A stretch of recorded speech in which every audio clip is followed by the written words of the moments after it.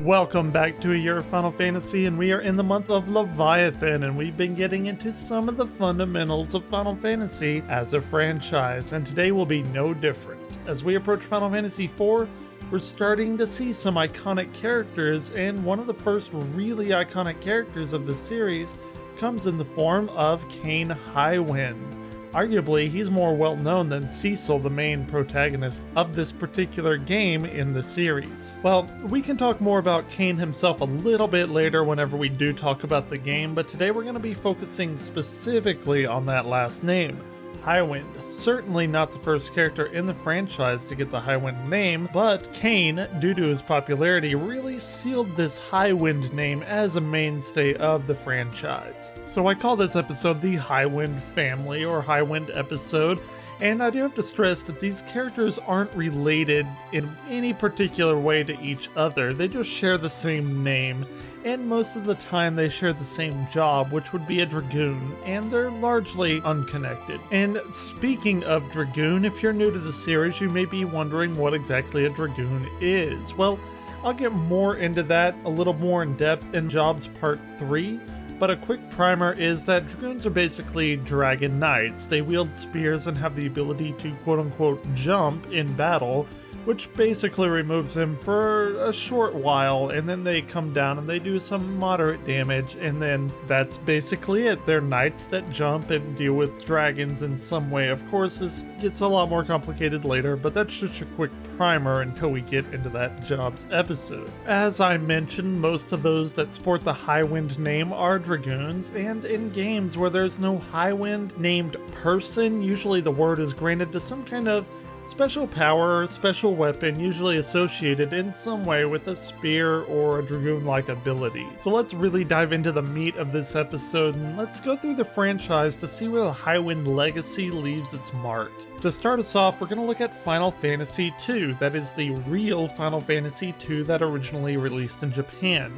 In Final Fantasy II, we have Ricard Highwind, and he appears as the last of the DS Dragoons, and as such, he is the first of both the Dragoon and Highwind name introduction. However, only a portion of the world was introduced to Ricard Highwind at the time. And so the rest of the world was introduced to a Highwind in Final Fantasy II. And by that I mean Final Fantasy IV, but again, 2 was released in the West, so you can kind of see how this is going to get confusing whenever we talk about the first appearance of a Highwind in Final Fantasy. You're both right and wrong at the same time, I guess, depending on what your viewpoint is. Anyway, alright, so in Final Fantasy IV, which is 2, as I've talked about, we are introduced to Kain Highwind. Again, one of the most well-known Highwind of them all, save for one, but we'll get there in a minute. Kain himself is awesome, has a great personality, has a lot of different story twists that make him really, like I said, one of the most memorable characters really of the franchise just in general. Next in line, we get Final Fantasy V, and we have only a nod to a Highwind, as it's King Alexander Tycoon's middle name, who himself is the keeper of the Windrake. So it's a small nod, but it's there. Nothing else really jumps out in Final Fantasy V. You see what I did there with the jump?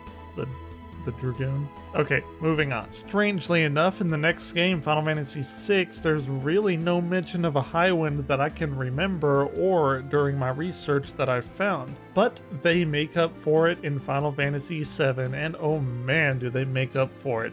In Final Fantasy VII, we not only have a Highwind that wields a spear as quote-unquote a Dragoon, even though jobs didn't explicitly exist, but with that, our Highwind is none other than a Cid himself, Cid being another huge staple to the franchise, beginning in Final Fantasy II as well, but we'll get to the amazing lineage of the Cid name in a later episode.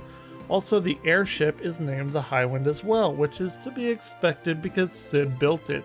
But man, Cid Highwind is one of the most, if not the most well-known Cid and Highwind in general. And I guess the creators just had so much awesomeness with Cid that they had to cut out the Highwind from Final Fantasy VIII, 9, which is really weird, but 10 and 12 had no mention of a Highwind as far as, again, I can find on my own research or my recent playthroughs. However, in Final Fantasy XI, Highwind was the name of a Galka found in the Reupload Gardens. No big focus on it here, but we at least do have to draw attention to it that there is a Highwind in Final Fantasy XI. It's, what the episode's about.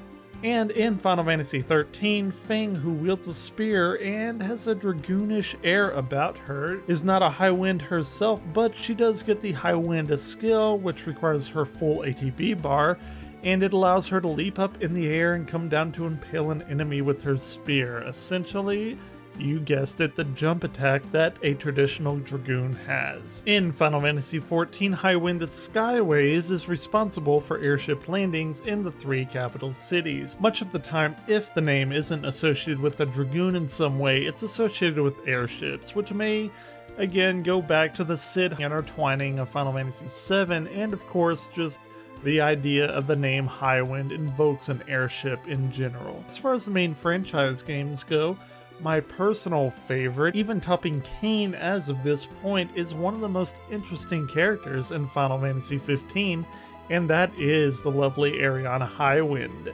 She's one of the coolest characters since Kain in the Final Fantasy series, and I absolutely adore her. She's a Dragoon, she wears awesome armor, and her moveset technique is known as the Highwind. So her name is Highwind, and she has a technique that she thinks is so awesome that she named after herself, which is, let's be honest, is basically the classic jump as you would expect, but that doesn't matter. Highwind, it's a cool name.